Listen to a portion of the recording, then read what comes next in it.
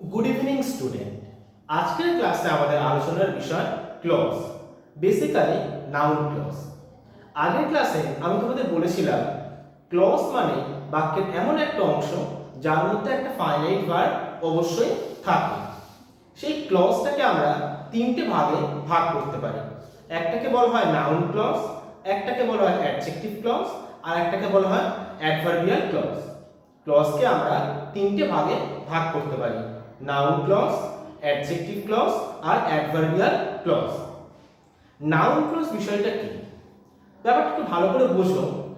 Clause আমরা ব্যবহার করি যখন আমরা একটা ওয়ার্ড দিয়ে নিজেদের মনের ভাবটা প্রকাশ করতে পারি না, তখনই আমাদের একাধিক ওয়ার্ডের প্রয়োজন হয় বা ক্লজের প্রয়োজন হয়, তাই না? এই যে নাউন ক্লজ, এই নাউন ক্লজ কিন্তু একটা বাক্যে নাউনেরই কাজ করে। ডিফারেন্সটা কি? এখানে একটা group of words with a finite verb. একটা বাক্যে নাউন ক্লজ নাউনেরই কাজ করে, কিন্তু সেখানে অনেকগুলো ওয়ার্ড থাকে এবং তার মধ্যে একটা ফাইনাইট ভার্বও থাকে। এবারে একটা বাক্যে নাউন সেটা কিসের কাজ করতে পারে? সাবজেক্টের কিংবা অবজেক্টের কাজ করবে। একটা বাক্যে নাউন সাবজেক্ট কিংবা অবজেক্টের কাজ করে।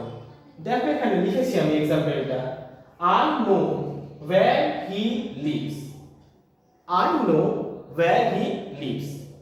আমি যদি প্রশ্ন করি, আচ্ছা তোমরাই বলো যে বাক্যে আমরা নাউন কি করে বা বাক্যে সাবজেক্ট বা অবজেক্ট আমরা কি করে পাই?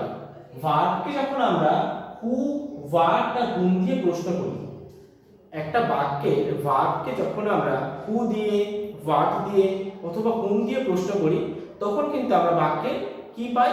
আমরা বাক্যে সাবজেক্ট কিংবা অবজেক্ট পেয়ে থাকি। এই বাক্যটা দেখো, I know where he lives. I know what. I know what. আমি কি জানি? where he lives. তাহলে এই যে পুরো পোরশনটা where he lives কার কাজ করছে? নাউনের কাজ করছে, কিন্তু এর মধ্যে একটা ফাইনাইট ভার্বও আছে lives। তাহলে এটা কি হবে? এই where he livesটা কিন্তু একটা নাউন ক্লজ। অন্যদিকে দেখো, that he is honest is known to all. That he is honest is known to all. What is known to all? What is known to all? সবাই কি জানে?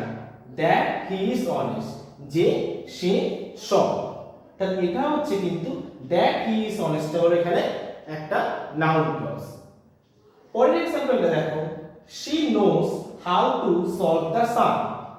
She knows how to solve the sum. She knows what? She knows what? How to solve the sum.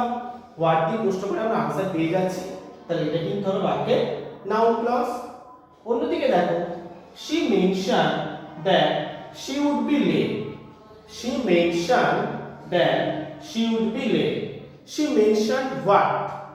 She mentioned what? That she would be late. That she would be late টা হচ্ছে এখানে noun clause. Last example দেখো, you can choose which movie we will watch. You can choose what? You can choose which movie we will watch. তাহলে যে কোনো জায়গায় যে আমরা আন্ডারলাইন যেগুলো করেছি প্রত্যেকটাই কিন্তু নাউন ক্লজের এক্সাম্পল। আর নাউন ক্লজ সাধারণত রিলেটিভ প্রোনাউন যেমন where, that, how, which এগুলোকে দিয়ে আমরা ইন্ট্রোডিউস করে থাকি।